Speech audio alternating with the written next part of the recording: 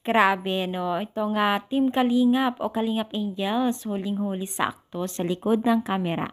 So siyempre bago natin ipagpatuloy ang ating paksa for today's video, kung bago ka pa lang sa aking channel, please subscribe po, like, and pakit na rin po natin guys ang notification bell upang ma-update po tayo tuwing ako pinag-upload patungkol sa Team Kalingap, and please support din po natin ang buong Team Kalingap, lalong-lalo na po kay Kalingap Rob, especially po kay Kuya Bal din po. And please support din po natin itong si Pure Health na kung saan po ay ito ang reaction natin na kanyang video.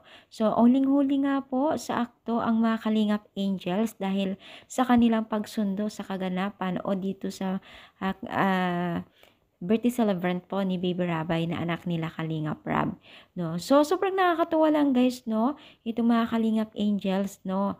Para silang magkakapatid, magkakaibigan na kung wala hindi mo mawari talaga na sobrang close nila bawat isa. So, dito ay makikita po natin ang isang sunduan lamang po ng isa sa Team Kalingap na kung saan po ay ito ay boarding po ni Joy, no? Kasi sa mga hindi po nakakalam, si Joy po kasi guys ay nagbo-boarding po. Dahil po nag-aaral siguro malayo po ang kanyang school sa bahay nila, kaya nagbo-boarding po siya. Siyempre sa tulong ng mga sponsor ay nakakamit po niya ang kanyang pangarap at nakakabayad po siya. Sobrang laki po ng tulong nito para sa kanya. No? So nagtagpo-tagpo nga dito sila sa bahay po ni Joy or boarding ni Joy.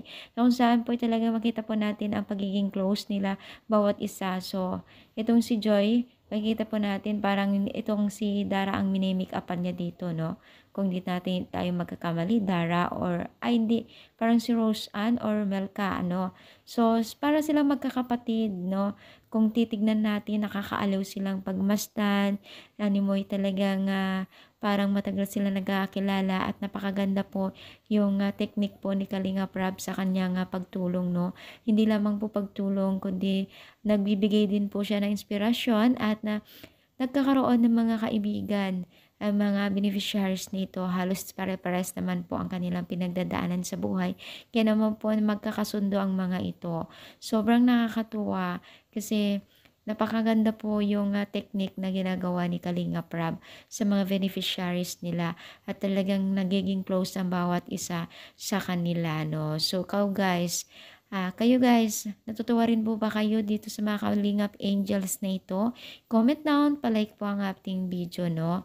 Sobrang blessed na blessed po lahat ng Kalingap Angels, no? Thank you so much guys sa inyong pagsuporta sa aking channel. Thank you so much and God bless po.